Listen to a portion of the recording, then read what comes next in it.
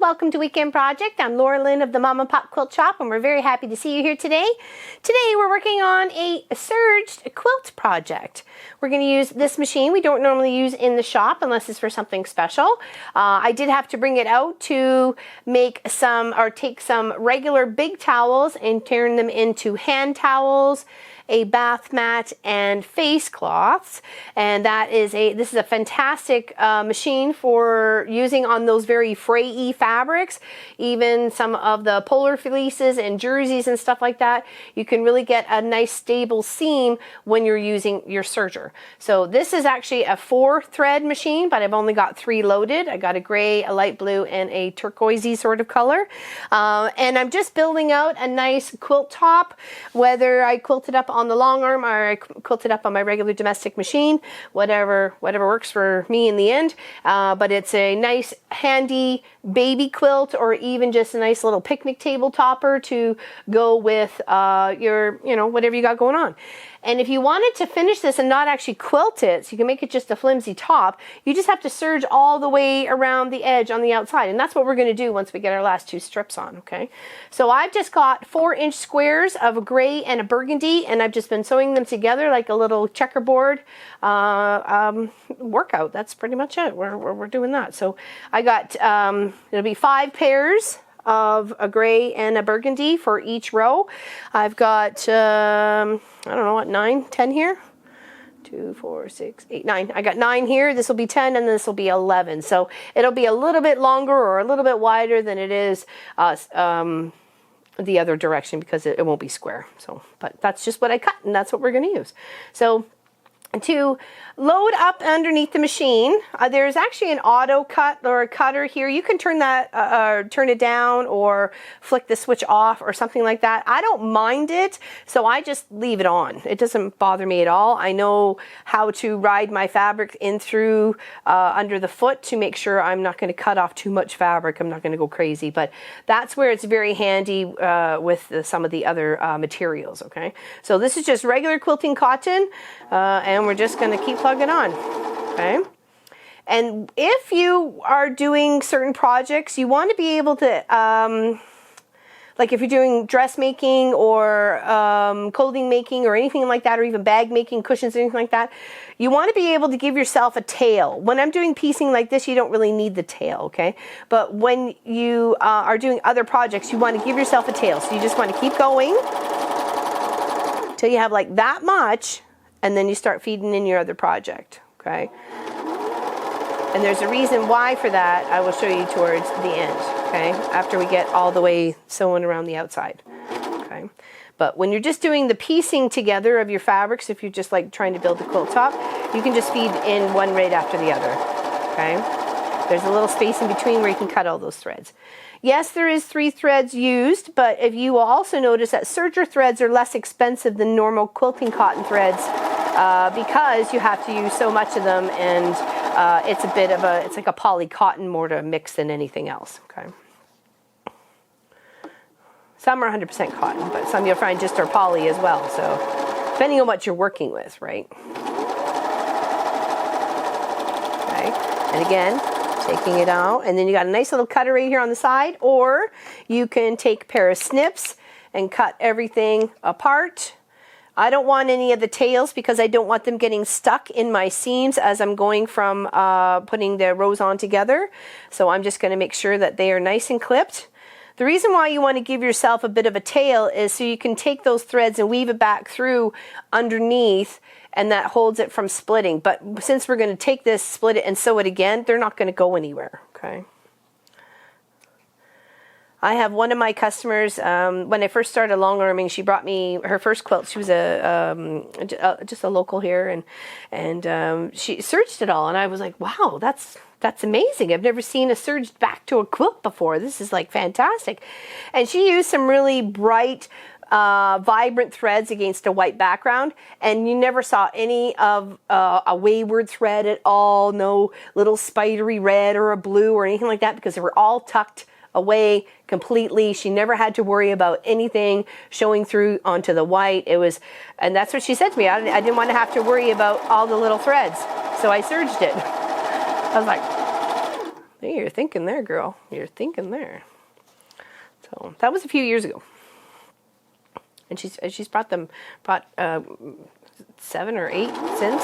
So, and they're all serged, and the same serged all the way around, nice and even. So it's so lovely to be able to put those sorts of projects on the long arm, and know that it's going to be nice and squared. You're not going to get any seams that are going to like tweak and pull and apart. So, and make it a little wonky this way or a little wonky that way or anything like that. So yeah, it was fun. It was a good project to work on. Some seams where it was really well pieced, and there was a couple of intersections where you can tell there's a few bit of fabric there. I slowed it down. I slowed the needle down a bit to make sure I could get through. Okay, like I say, you don't really want all those tails when you're just doing the piecing. Okay, here. Adding those little strip, that's my finished strip set, and then we're going to line it up to this one, and then we're going to take those two and line it up to the quilt top. Okay, or tabletopper. Like I said, this is a fantastic way of what if you don't like quilts? What if you don't like the weights of quilts, but you like the look of the quilt top? So this is a fantastic way to deal with that sort of a situation. All your threads are sealed up on the back side. There's nothing dangling or hanging or going to catch on anything or fray, and then you've got no quilt left. They're all sealed up within the binding of the 3 threads or the 4 threads, depending on how you want to choose to do it. And that's a fantastic, great for underneath the plastic for Christmas, nice big table runner. What about celebratory holidays? What about everything? Make a perfect one for birthdays, and then wherever you go, you bring it with you, and then that's the nice little table topper. All right, so we're going to put these two together here. Okay. And this, normally some people will say put a pin in, keep it there. I don't really suggest pinning when it comes to the serger, because what if you were not paying attention and you ran that needle or pin right into the blade or your machine? So just because there's not a lot of, I guess, intro space like there would be with your normal domestic sewing machine, is kind of like you're just feeding the fabric and the fabric is going. There's not a lot of space for it to rest on the front. Just wiggle them and line them up the best you can, and then as you're going through, just make sure they're sitting on top of each other, and away you go. Okay.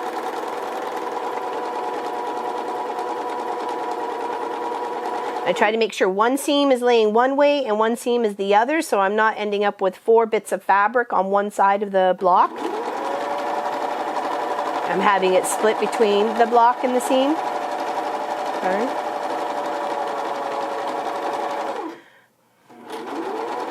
Now you can do this more complicated. I think when I was starting to do this, we did a Bargello on the weekend for our 12 hours last Saturday. And I thought this actually would have been a really nice way to put those lines together, to put those strip set pieces together, and then cut them from there. But then I thought, oh, well, you got an extra seam rip to get all those 3 threads out. So maybe it wasn't such a good idea. But, I thought maybe it might help with the curving. Some people suffer from curving with their fabrics if they're not flipping and flopping as they're going. So maybe that might have been something to aid or help. I don't know. I'll have to try it out. Doing a jelly roll race using a serger. There we go. See where that goes.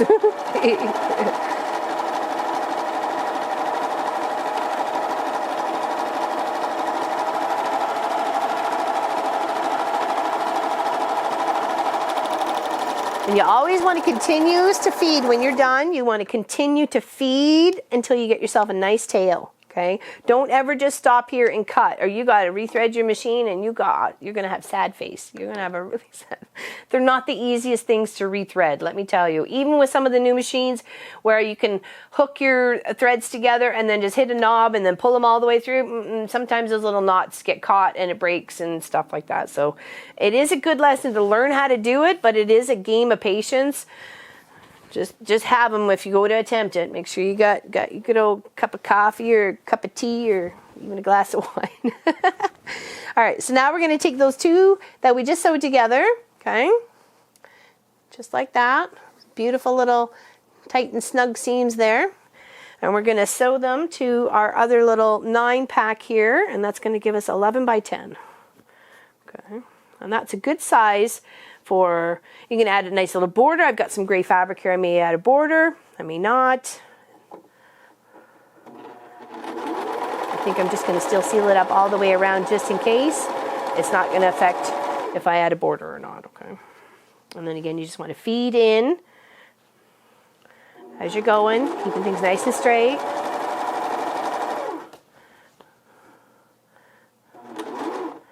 Get a little tail, that's okay, because that little cutter right there is going to cut it off.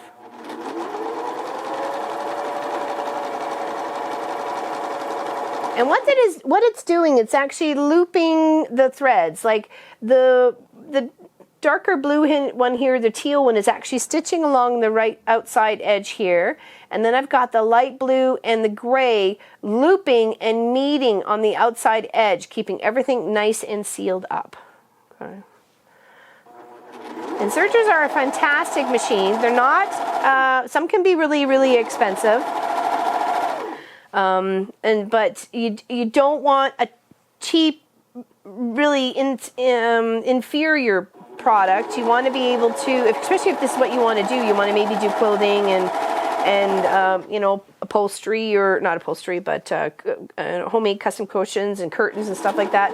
Sergers are fantastic for those sorts of things.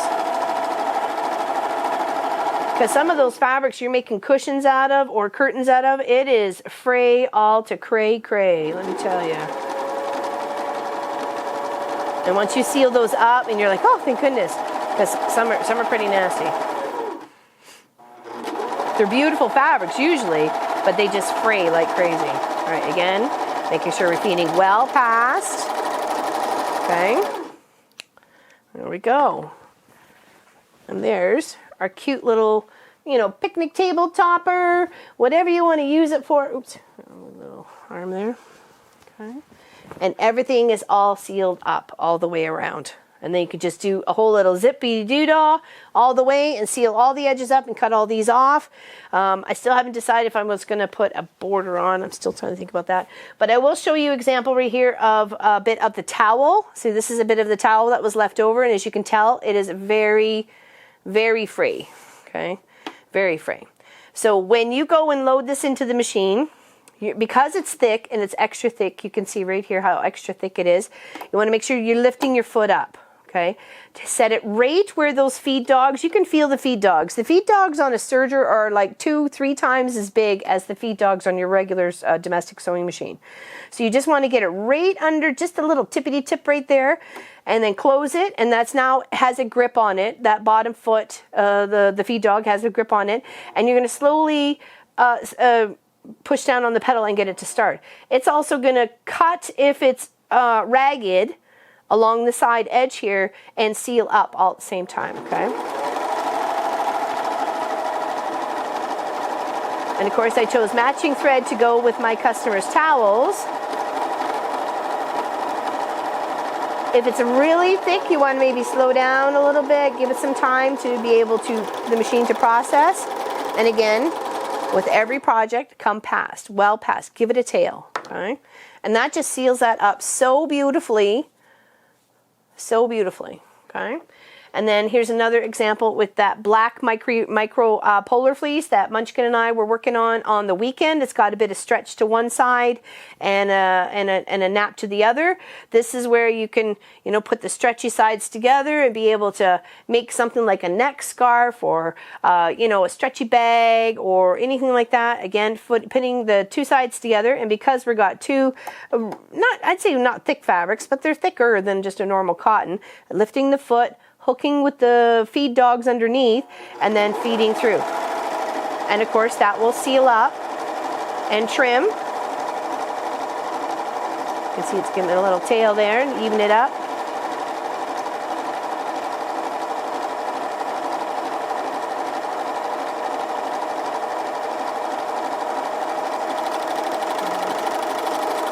Past, and I'll show you on this one why we leave the tails, okay, because you can really see it with the black fabric. Let me just grab my needle. I dropped it on the floor. I got a big-eyed needle, okay, just big enough to fit the 3 threads in. I think it's just an embroidery needle. It's pretty blunt, okay. Let's scoot that over here. So what we're going to do is we're going to take this. That's why we leave ourselves a nice tail. Come up here, get it threaded through the eye of the needle. Okay. If I can grab it all. Oops. Might have to put my goggles on. Okay. There we go. Better when you can see what you're doing. Okay. Here we go. See, we got the tail on there, and then we're going to feed it right back through a good inch, inch and a half, maybe even 2 inches of your project, right underneath all those little stitches, okay? Then you just kind of tug on the tail, get the pin off. Sometimes there's a knot that happens, okay? Stretch that out, and then you're hiding that tail over here, and it's not going to come undone or anything, okay? So that's why you leave the tails. I'll show you on the other side, okay? Again, big eye of the needle. Try and get all those 3 little threads through, all 3 colors, or all 3 threads, and you may use the same color. I'm a rebel. And then thread it down through, good, like I say, inch, inch and a half, just to make sure you've got it all the way. Okay, I'm going to pull the tail out, straighten it up, and then clip close. Okay, and that's never going to come out, and that's never going to fray. Okay, see how beautiful that makes it? You can do all sorts of things with your serger. Or maybe if you have a friend and they're willing to show you how to use it or let you borrow theirs, that is a fantastic option for sure to see whether you would like to purchase one or not. They are extremely handy for, like I said, a lot of different situations, especially if you're using with stretchy, knitty, jersey, shiny, you know, those sorts of fabrics that really need that extra stability of stitches on those seams. And of course, it gives you a constant 1/4 inch seam allowance anyways, right? So, so thank you everybody for watching, liking, and subscribing. We greatly appreciate you here at the Mama Pop Quilt Shop. We are going to be finishing the Blue Bar Jello tomorrow, Saturday at 1 p.m. for our live stream, as well as continuing working, if not finishing, the poppy block for the English Country Garden. So please join us then. Happy to have you there with us, just hanging out in the chat, lurk if you like, chat if you like. We're just happy that you're there with us, okay? Take care, enjoy yourself, and hopefully you learned a little bit about a serger today. So, and it maybe encourages you to try something different. You don't always have to make a full complete quilt. You can make some lovely quilt tops or flimsies and use them any way you like. You can decorate, put them as a bathroom curtain, curtains on your windows, whatever. But at least all those threads are all sealed up and you don't ever have to worry about them. So take care everybody. Big hugs from us, and we'll see you real soon.